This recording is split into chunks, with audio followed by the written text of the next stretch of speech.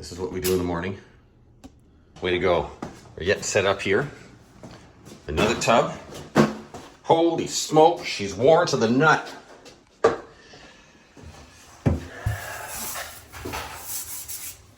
Wow. That dark right there is part of the dirt and part of the steel starting to show through. She's original. Chip here we're gonna fix up. Make that brand new. What's it like when we start to set up? Number one, we set this confined space fan up. This goes out a window, okay? This takes all the smell and the fumes and the vapor out. Put a filter in front there, catches all the overspray. Nothing goes outside but the smell.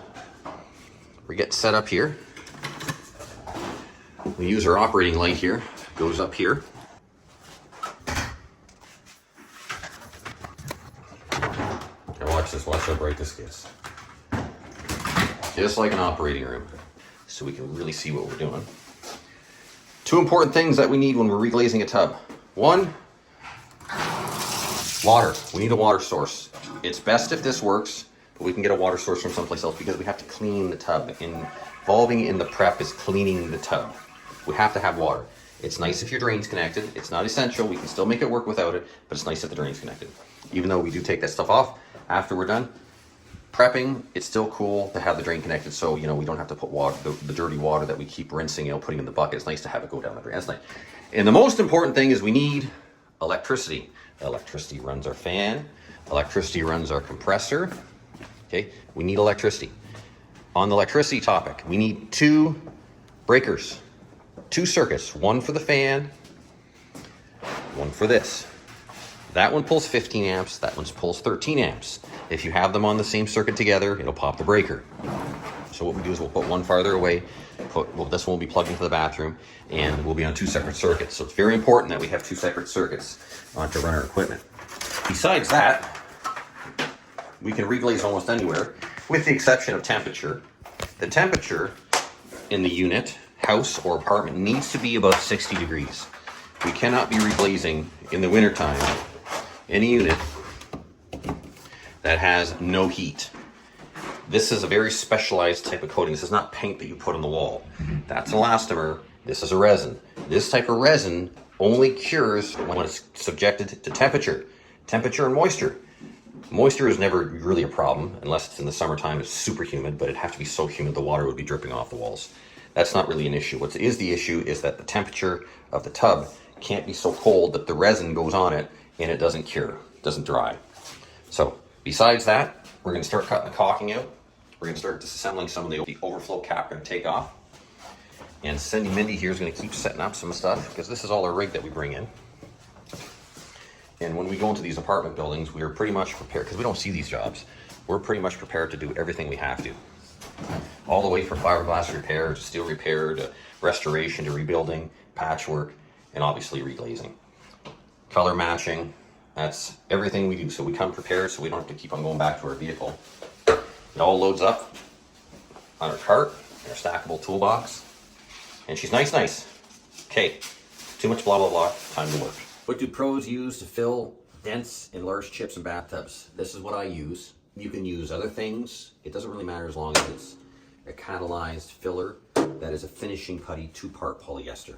So there's tons of other brands that are the exact same thing. You don't have to get this exact same one, but what you don't want to use is Bondo. Bondo's for like huge stuff. If we take a look at this, you can kind of see the dent. See how deep that dent is? So what we're not going to do is put the filler on super heavy duty. Take a little bit of filler, pinch of hardener. By the way, the ratio is 50-1 on this. I see people putting way too much in. You mix it up. You see I'm mixing on the tub. Yeah, I'm mixing on the tub. So it's nice and easy. It's easy to clean up. A little bit of residue on here. I'm going to be sanding over here. I'll just pull my sander over here and just clean this too.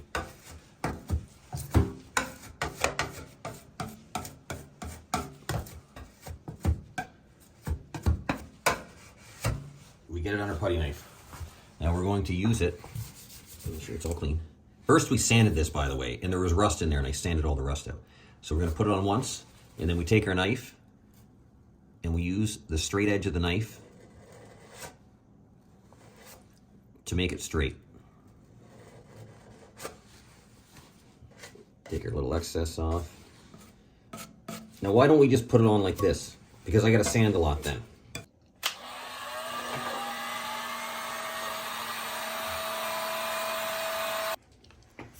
So we got our final coat on here. We did the heat gun, we let it cool down for a second. 150.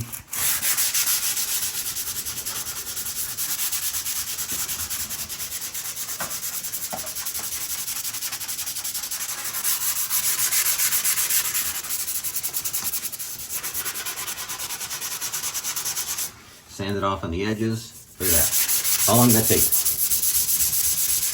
Sand your edges down first, where you just want it in the chip. Look at that, done. How much working time was that? 4 minutes. Okay, we've got all this all prepped out now. Now we gotta clean the tub.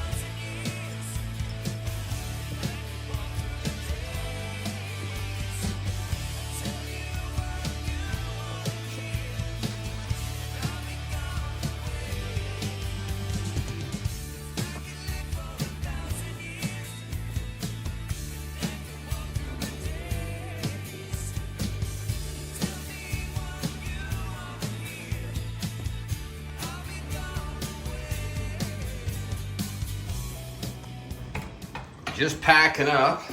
She's a beautiful. All cock-a-doodle-doodled. Nice, nice, nice, nice. All right, look at that. Chips gone. Totally nice and smooth. Beautiful. Can't even tell. Look at this. Oh, awesome that looks. Nice, nice. Looks like a brand new tub. That's how it's supposed to look. Take our magic light off. Look at that. Boom. She looks perfect. Awesome. American standard, pure China white. Awesome. All right, guys, we're just packing up. There's our cart getting loaded. This gets stacked up. This gets taken out of the window. Screen gets put back in. We're gonna assemble that back. We're on to the next one. Okay, see you guys in the next one. Goodbye.